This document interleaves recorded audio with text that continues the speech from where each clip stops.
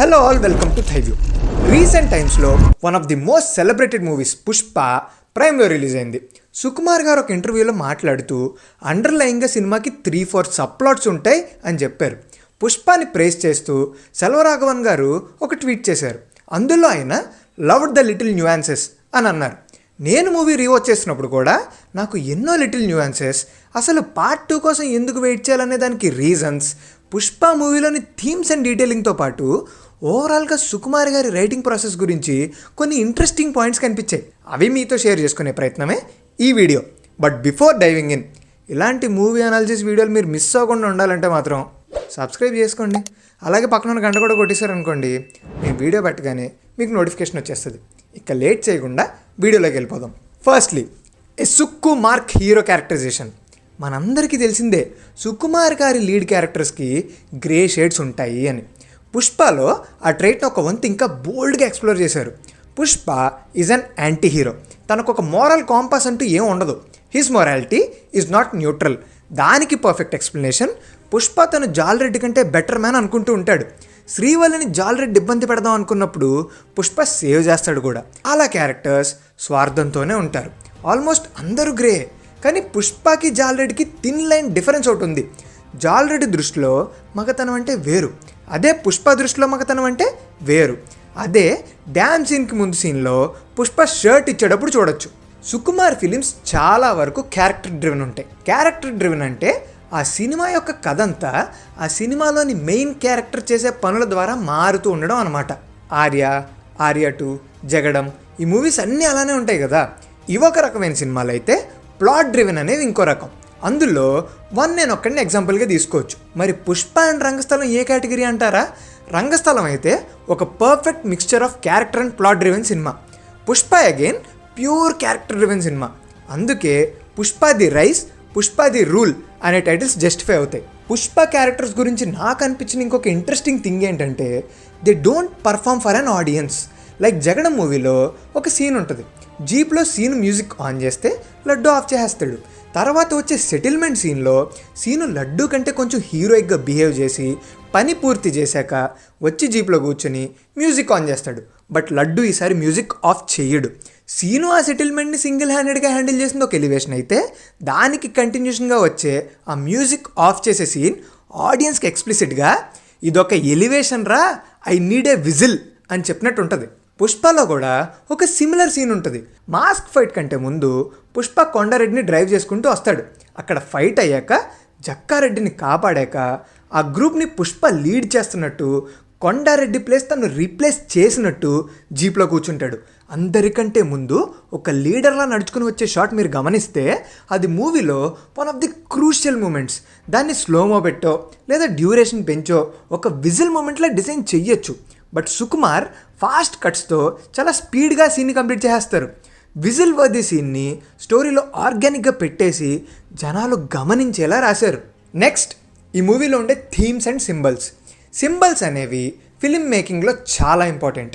ఎందుకంటే సినిమా అనేది ఒక విజువల్ మీడియం. మీరు అబ్జర్వ్ చేస్తే సుకుమార్ గారు మూవీ స్టార్టింగ్ నుండే పుష్ప క్యారెక్టర్ని రెడ్ శాండిల్వుడ్తో సింబలైజ్ చేస్తూ ఉంటారు. మూవీ స్టార్టింగ్లో పుష్పాని ఇంట్రడ్యూస్ చేసేటప్పుడు కూడా ఒక డైలాగ్ ఉంటుంది. నీలాంటోడు నాలాంటోడు ఏడైనా ఉంటాడు, కానీ పుష్ప లాంటోడు ఎర్ర సందనంలా అరుదుగా ఉంటాడు అని. Why Pushpa is a rare piece అని అడిగితే దానికి ఆన్సర్ తన స్కిల్స్. ఒక డైలాగ్ ఉంటుంది, పుష్ప ఉంటే సరుగు ఉండదు, సరుగుంటే పుష్ప ఉండడు అని. This sums up his talent. And ఇంకో విషయం ఏంటంటే సిగరెట్ని పవర్ డైనమిక్స్ ఎక్స్ప్లోర్ చేయడానికి సటిల్గా వాడారు సుకుమార్. మంగళం శ్రీన్ దగ్గర సిగరెట్ అంటించకుండా వెయిట్ చేస్తాడు పుష్ప. అక్కడ ఇద్దరు ఈక్వల్సే అని పుష్ప ఫీల్ అవుతాడు కాబట్టి. బన్వర్ సింగ్ దగ్గర మాత్రం పుష్పనే మంటతో సిగరెట్ లైట్ చేస్తాడు, ఎందుకంటే ఇక్కడ తను తగ్గాలి కాబట్టి. బట్ ఈ సీన్లో పవర్ షిఫ్ట్ చాలా బ్యూటిఫుల్ ఉంటుంది. మొదట సర్ అని తగ్గి ఉన్న పుష్ప సీన్ ఎండ్లో సార్ నా కొడక అని డామినేట్ చేస్తాడు.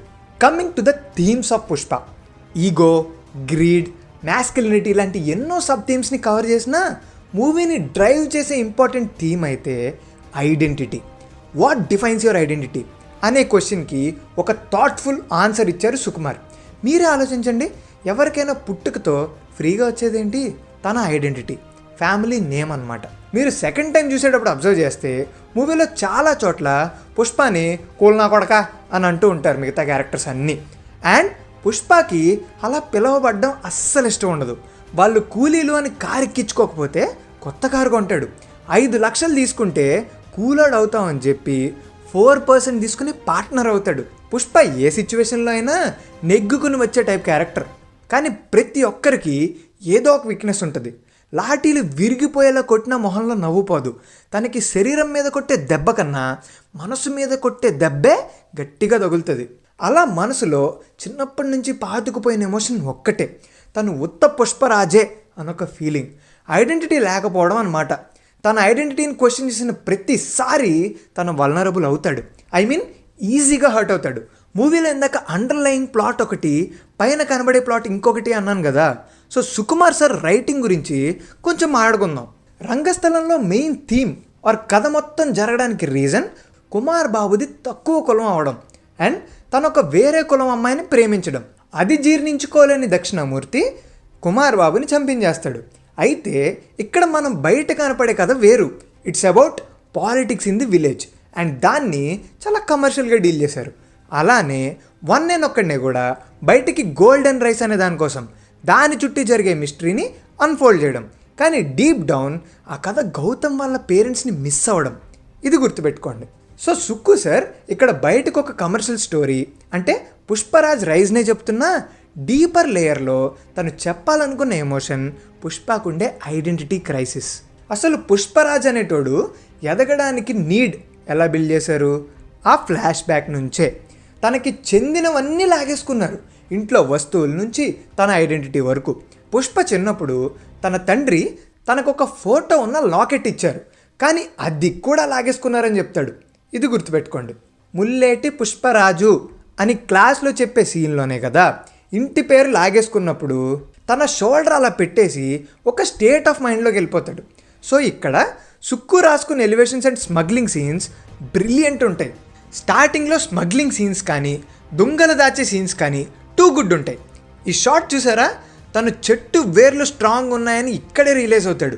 అందుకే పోలీసులు వస్తున్నారు అనగానే వేర్లకి దొంగలు కట్టేసి పైన దాచిపెడతాడు. సిమిలర్లీ ముందు కారులో రష్మికతో సీన్ కూడా డ్యామ్ దగ్గరలో అవుతుంది.